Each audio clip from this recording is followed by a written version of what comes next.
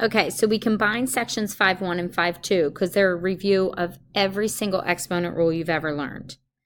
So in your notes, you have the name, the rule, and example of every exponent rule that we're going to be using. And my goal is to get through as many examples on the slides as possible. If you need to, as I'm doing an example, pause the video, go back to the rule, describe to yourself why it's true, and make sure that if you have any questions, you're circling the example and bringing them to class. All right, the one I want to point out specifically is your power rules.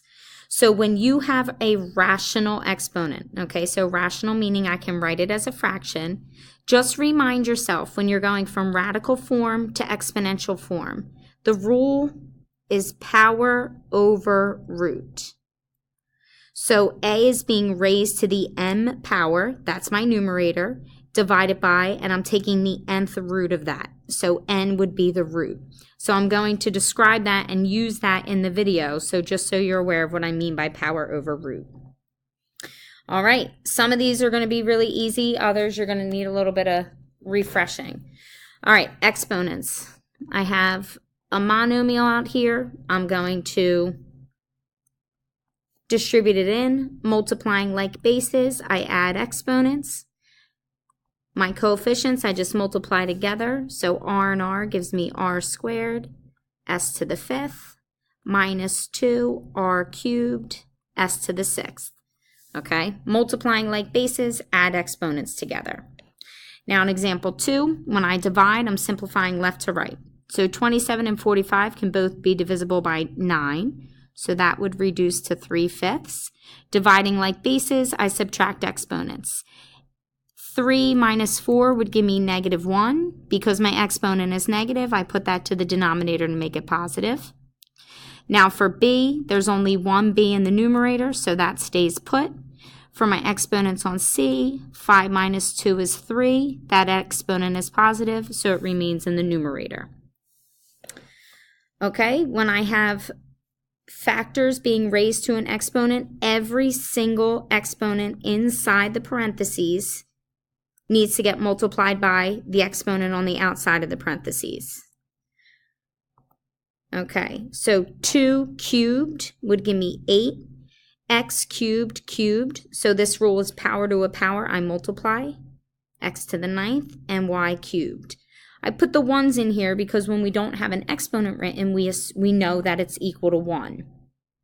Now multiplying, -3 squared is 9. X squared, and then y to the 4th. Power to a power, I multiply. Now my final step would be to actually multiply these two factors. 8 times 9 gives me 72. When I'm multiplying like bases, I add exponents together. X to the 11, y to the 7. Okay, when I'm dividing like bases, it's like example 2, I subtract exponents. So exponent from the numerator minus the exponent from the denominator. That just gives me a new exponent of +1. So this would be equal to x to the 1st power, and we would just write that as x. Okay, now here, x to the n plus x to the n, when my base and my exponent are exactly equal, these are like terms. So what do I have? I have 2 of the exact same thing. It's like us asking you, what's x squared plus x squared? It's not something like x squared plus x cubed, which cannot be combined, okay? So when the base and the exponent are exactly the same, they represent like terms.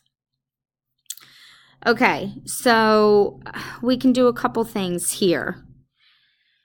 If I wanted to, the last thing that I want you to do is actually to take 8 and cube it, okay? I'm going to look at it like this. 8 cubed is 8 multiplied by itself 3 times, 4 cubed, and then 16 cubed. And then I'm just going to cancel out some things that are the same factors in the top and bottom. 4 times 4 is 16, so that'll cancel with 116 in the bottom. Okay? If I just keep going piece by piece, 8 over 16 would give me a half. 8 over 16 would give me a half. And now I have 4 up here, and that'll cancel with my 2 times 2, which would make that a 4 in the bottom. So my final answer after all that would just come out to 8. Okay? We can talk about different ways on how to simplify that and why it works. You can prove it to yourself with a calculator, but the goal is to be able to simplify these without using a calculator. Okay, so now I'm taking the square root of this entire expression. So when I take the square root, I am allowed to look at, because I'm dividing, I could think of it like this. 2 minus n. Okay, I can take the square root of the numerator and I can divide it by the square root of the denominator. Okay, this doesn't necessarily help me at all, breaking it up into the square root of the top and the bottom. What method will work is to get a common base. So when I look at 25, 5, and 125, they can all be written as 5 raised to some power. Okay, so I'm going to rewrite this 25 as 5 squared. That 5 stays put, and 125 I'm going to rewrite as 5 cubed. Okay, so let me put back in my original exponents. That was cubed, that was to the n, and this was to the 2 minus n power. Okay, so now what I have here, I have power to a power. That gives me 5 to the 6th times 5 to the n stays put. And now the denominator, power to a power, I multiply. So I have 6 minus 3n. Okay, my numerator, now I'm multiplying like bases, so I can add my exponents together. And now my final step, when I divide like bases, I subtract exponents. So I would have 6 plus n is the exponent in the numerator, minus 6 minus 3n. That's the exponent from the denominator. Distributing, 6 plus n minus 6 plus 3n. Combining like terms, that combines to 4n. So now when I put this all together using my common base of 5, this whole thing simplifies to the square root of 5 to the 4n power. Now using my rational exponents, 1/2 power is the same, the square root is the same as the 1/2 power. So when I multiply 4n times 1/2, I get 5 to the 2n as my final answer. Okay, that'll definitely need some more discussion in class, and I'm going to save number 8 for class so that we can talk about this use of a common base again. Okay, number 9. Now we're looking at negative exponents. The one thing that I have to remind you of now, and I will continue to remind you of, you cannot distribute exponents when you have a plus or minus sign on the inside. So if I make my exponents positive, so 5 to the negative 1 is 1/5, 10 to the negative 1 is 1/10. Okay, negative exponents become positive by taking the reciprocal of the base, and I'm going to work with that negative 1 at the very end. Now I need to get a common denominator on the inside. So the common denominator of 5 and 10 would be 10. So I'm going to multiply my first fraction by 2 over 2. This guy doesn't need to get anything more for the common denominator. So this gives me 2/10 plus 1/10, all to the negative 1 power. Now that I have common denominators, I can perform the operation. And now my final answer, to make a negative exponent positive, I just take the reciprocal of the base. So the reciprocal would be 10/3, and that's my final answer. All right, number 10, 4 doesn't have another number with it, so I'm just going to keep it put. Now I'm going to work on my a's in the numerator. Combining them gives me a to the 5th. Multiplying like bases, add exponents. Denominators in -3. Public enemy, number, take your pick. numerator minus denominator. When I subtract a negative, I get a positive exponent now. So your final answer here would be 4a to the positive 8 power.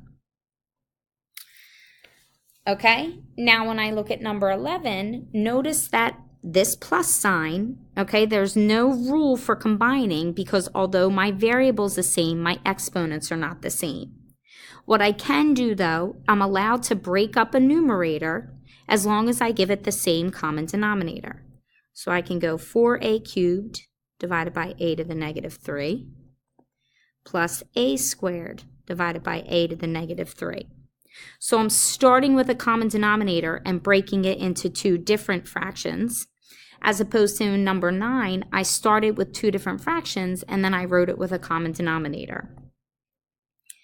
Okay, numerator minus denominator. Now my exponent becomes a positive 6. So I have 4a to the 6th power. For my second fraction, numerator minus denominator.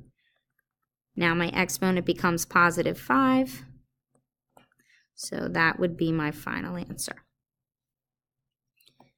Okay, number 12. Here we have a plus sign again. So what I cannot have you do is just attempt to distribute that negative. So whenever I see a plus or minus, I have to try and get one fraction on the inside of the parentheses. So this would give me 1 over x to the 6th to make the exponent positive. We'll deal with the negative 2 at the very end. Common denominator would be x to the 6th power. So I got to multiply my first fraction.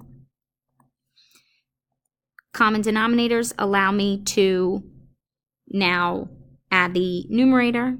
So I have 3x to the 6th plus 1, all divided by x to the 6th. How do I make a negative exponent positive? By taking the reciprocal of the base. So I'm going to flip what's inside here. Raise it to the positive 2nd power. And now I have a rule that says if I have a fraction, I can distribute that exponent to the numerator and the denominator. Power to a power I multiply, so my numerator would be x to the 12th. My denominator, because there's that plus sign there, I cannot distribute the 2, but I'm going to write it as this binomial squared. And that is the final answer that we would expect you to have.